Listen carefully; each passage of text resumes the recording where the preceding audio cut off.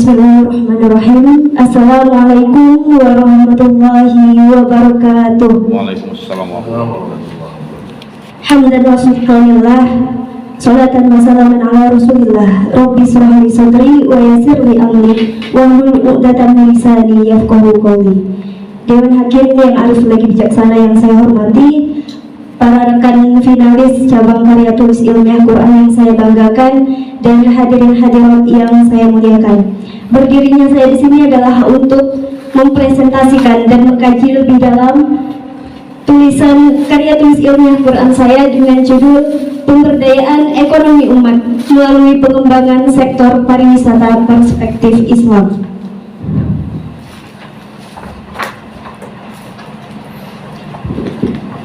Nah, adapun latar belakang dari tulisan saya itu, sebagaimana kita ketahui bahwa Indonesia merupakan negara yang kaya akan sumber daya alam dan sumber daya manusianya.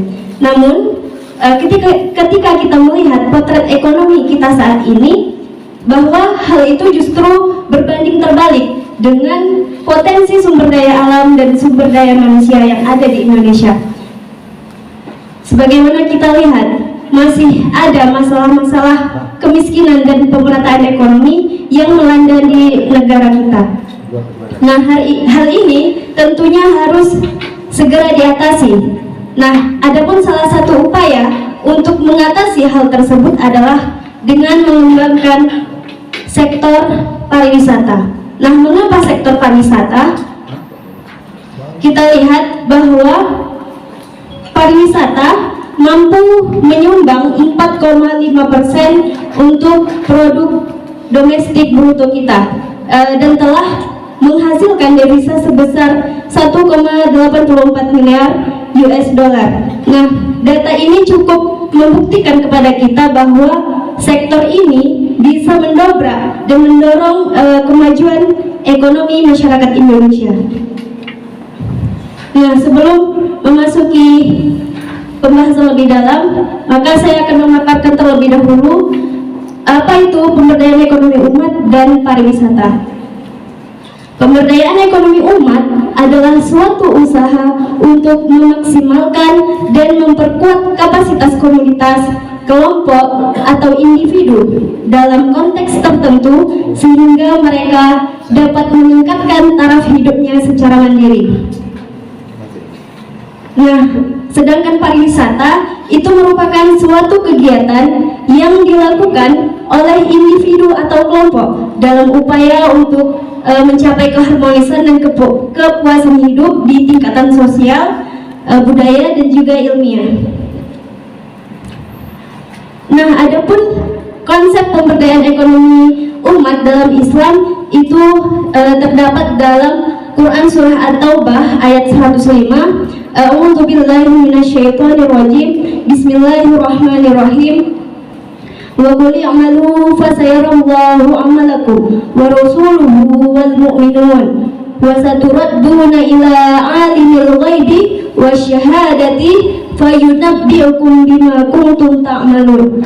Yang artinya, dan katakanlah, bekerjalah kamu maka Allah akan melihat pekerjaanmu, begitu juga Rasulnya dan orang-orang mukmin, dan kamu akan dikembalikan kepada Allah yang maha mengetahui yang gaib dan yang nyata, lalu diberitakannya kepada kamu apa yang telah kamu kerjakan. Dan pengembangan pariwisata dalam perspektif Islam itu memang tidak dijelaskan secara spesifik, namun secara umum dapat kita lihat dari Quran Surah Al-Mulk ayat 15. A'udzu billahi minasyaitonir rajim. Bismillahirrahmanirrahim. Huwallazi ja'ala lakumul arda dalulan famshu fi manakibiha wa kulu min rizqihi wa ilaihin nusyur. Yang artinya, Dialah yang menjadikan bumi untuk kamu yang mudah dijelajahi, maka jelajahilah di segala penjurunya dan makanlah sebagian dari rezekinya, dan hanya kepadanya lah kamu kembali setelah dibangkitkan. Nah, adapun pengembangan pariwisata dalam perspektif Islam Ini bermakna bahwa segala kegiatan pariwisata yang dilakukan itu harus sesuai dengan prinsip-prinsip Islam. Nah, Islam sendiri telah ada garis panduannya terhadap pengembangan pariwisata. Antara lain adalah adanya fasilitas dan layanan yang ramah muslim. Waktu Anda 1 menit lagi. Nah, adapun pariwisata ini berdampak terhadap ekonomi umat, yaitu seperti berdampak pada terbukanya lapangan pekerjaan karena adanya aktivitas yang memerlukan jasa dan produksi di sekitar destinasi wisata. Adapun strategi pemberdayaan ekonomi umat melalui pengembangan sektor pariwisata itu terdapat 3 langkah-langkah menurut penulis. Yang pertama, penyiapan sumber daya manusia yang berkualitas. Itu bisa dilakukan dengan pengadaan pelatihan atau training, sosialisasi dan pendampingan. Yang kedua, pemetaan potensi ekonomi pariwisata. Yang ketiga, pelaksanaan dan evaluasi, yaitu dengan mengadakan event-event atau festival terkait pariwisata di daerah setempat. Dan di samping itu juga ada bentuk-bentuk pemberdayaan ekonomi umat yang bisa dikembangkan di sektor pariwisata. Yang pertama, seperti mendirikan makanan, membentuk komunitas, menjadikan rumah sebagai homestay, dan membentuk jasa khusus. Sekian paparan saya kembalikan ke Dewan Hakim. Silakan untuk Bu Adijah untuk bertanya terhadap paparan yang sudah disampaikan. Terima kasih. Assalamualaikum warahmatullahi wabarakatuh. Waalaikumsalam warahmatullahi wabarakatuh. Terima kasih buat adik kita atas nama memegang nomor undian 001 termasuk 001 ya. Ambil nomor 01 nomor KTIK 017 ya. Terkait dengan yang disampaikan tadi, seharusnya ini sekedar masukan kalau sadar dulu nanti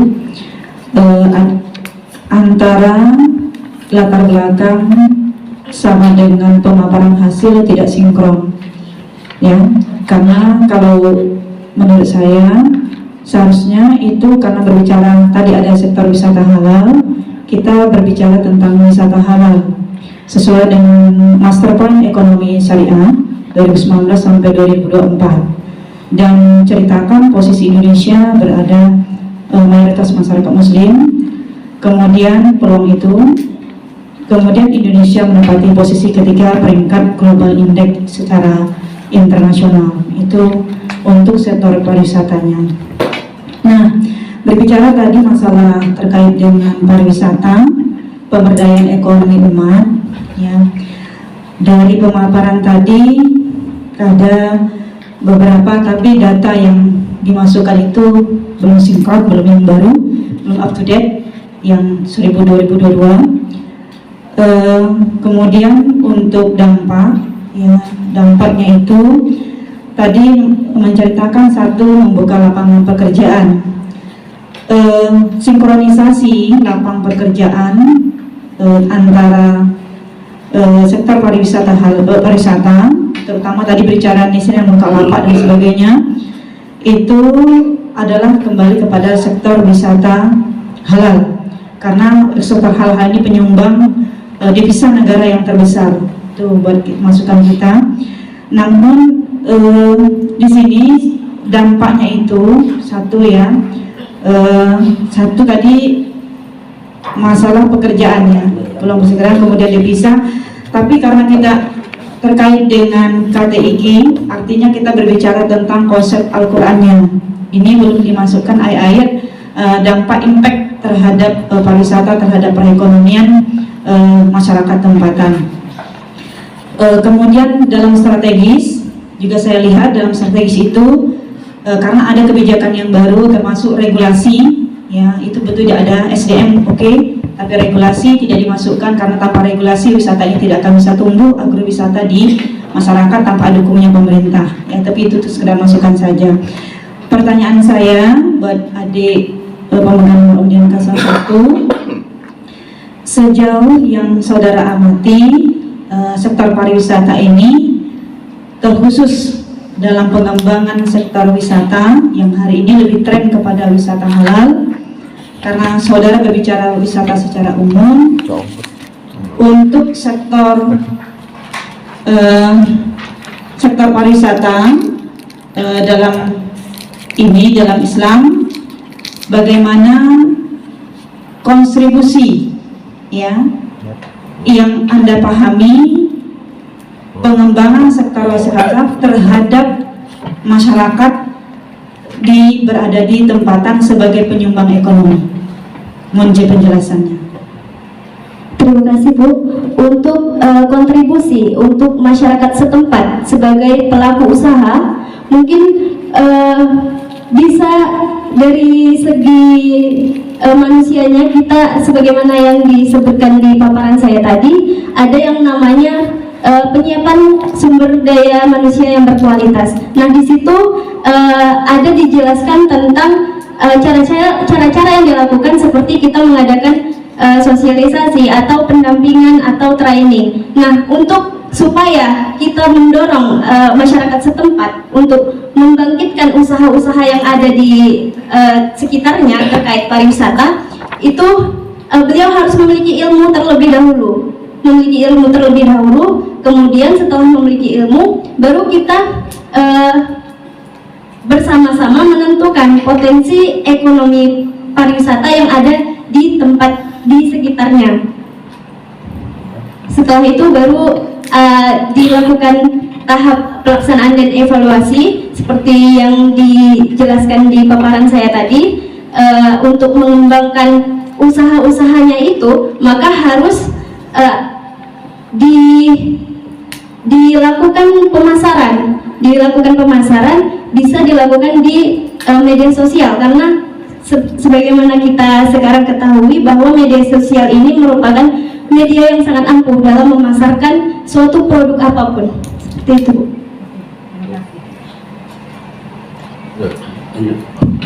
Silakan. Ya, izin Profesor. Yap. Baik, saya langsung ke pertanyaan. Pertama, saya ingin mengomentari dulu bahwa secara perspektif hukum ekonomi syariah, bahwa dalil yang saudara kemukakan itu semestinya bukan ayat itu, karena ayat itu tidak ada memerintahkan tentang untuk orang melakukan perjalanan. Sebaiknya Anda lebih mengambil ayat fantasiru bil ard, ya kan, fa kaifa kana aqibatul lil mukazzibin. Bertebaranlah atau berjalanlah ke muka bumi, itu ada perintah untuk melakukan perwisata. Terkait dengan itu, saya ingin bertanya dengan saudara, sebenarnya ending dari tulisan saudara ini apakah, karena saya melihat sektor wisata ini ada dua unsur penting. Pertama, sektor tempat orang melakukan perwisata, objeknya itu. Yang kedua, kegiatan orang melakukan wisata. Sekarang yang mau Anda tuju ini yang mana? Kegiatannya Pak, kegiatan pariwisatanya. Kegiatan yang mananya? Orang berbondong-bondong pergi berwisatakah atau objek wisata itu sendiri loh? Dia lebih kepada kegiatan, bukan orang yang masuk, tapi kita sebagai pelaku usaha atau sebagai masyarakat di tempat wisata tersebut. Baik, jadi kalau begitu tentu saja sektor yang ingin Anda capai itu adalah bahwa objek wisata merupakan bahagian dari bentuk-bentuk pemberdayaan ekonomi umat, kan begitu, yang kalau itu dikemas secara baik. Oleh karenanya, lagi-lagi saya katakan secara perspektif hukum ekonomi Islam, Anda harus mengikutkan suatu pernyataan Rasulullah yang mengatakan bahwa solahu ummati bil ilmi wal mal, bahwa umat ini akan baik dengan ilmu dan dengan duit. Anda mengatakan tadi itu bahwa kalau untuk mendapatkan peningkatan pendapatan itu perlu nilai profesional.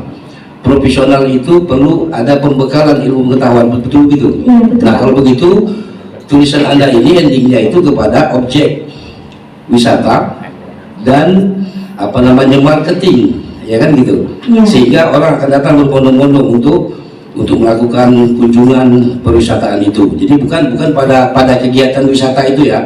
Nah, Oleh karena itu saya menyarankan dan saya bertanya lagi nih, apakah pariwisata ini sesuai dengan angka yang telah Anda paparkan dalam tulisan ini, itu kan sekian persen menaikkan income per kapita, pendapatan secara pemberdayaan ini kan cukup signifikan. Tapi apakah Islam hanya memperhitungkan soal untung materi tanpa memperhitungkan akan value atau nilai, ya? Nah, oleh karena itu mungkin judul yang Anda tulis ini terlalu absurd, karena sektor wisata itu kalau hari ini kita tahu kalau di apa itu di Bali itu nilai-nilai masuknya luar biasa. Tapi apakah dia syariah atau tidak? Apakah dia syariah atau tidak di Bali? Apalagi dengan GT 20 ini sekarang ini. Apa Pak? Ya, G20. Apa? Ya, nah, karena tahu kalau wisata itu tanpa harus dipromosi, orang datang sendiri kan. Ya. Tapi dengan kegiatan yang halal nggak di sana tuh? Kalau di Bali karena mayoritasnya bukan orang. Dan persoalannya bukan soal mayoritas dulu nih. Persoalannya kan Anda pariwisata nih. Ya. Konteks kita pariwisata. Nah, apakah Anda juga ingin seperti itu juga seperti di Bali itu? Tidak, Pak. Nah, tidak, kalau tidak tahu lah di situ halal, mungkin wisata halal atau pariwisata halal gitu kan, atau wisata syariah. Kenapa anda misalnya tidak mau meletakkan situ? Karena kegiatan mengajak orang untuk berwisata adalah satu kegiatan, mempersiapkan objek wisata juga adalah satu kegiatan, kemudian memberdayakan lingkungan sekitarnya juga yang memunculkan keuntungan secara bersama juga adalah sebuah kegiatan. Jadi oleh karena itu saya mungkin hanya mengomentari itu. Jadi dalilnya perlu dirubah, kemudian dengan mengikut sertakan apa yang telah ya disarankan oleh Rasulullah atau setelah dinyatakan oleh Nabi bahwa umat ini akan berdaya hanya dengan ilmu dan ilmu pengetahuan dengan duit. Jadi oleh karena itu untuk salah satu bentuk cara mencari duit dan cara berilmu itu memang perlulah sektor wisata ini. Terima kasih. Saya pikir itu aja Pak. Baik, waktu sudah selesai. Memang yang paling aman Anda paparkan itu bukan pariwisatanya, tapi wisata halal. Itu lebih luas. Tapi kalau pariwisata itu sangat sempit. Yang sempit saja itu pun pembahasannya tidak connect antara bagian dengan bahagian. Ya, ke depan ini juga coba dipelajari lagi bagaimana teknis pembuatan makalah yang baik dan paparan. Jangan definisi kami dijelaskan lagi. Yang disebut dengan pariwisata adalah habis waktu Anda 5 menit. Silakan tutup. Baik, terima kasih kepada Dewan Hakim atas masukan dan komentarnya. Saya pamit undur diri. Sebelumnya saya mohon maaf atas segala kesalahan dan kekurangan. Saya akhiri dengan wabillahi taufiq wal hidayah. Wassalamualaikum warahmatullahi wabarakatuh.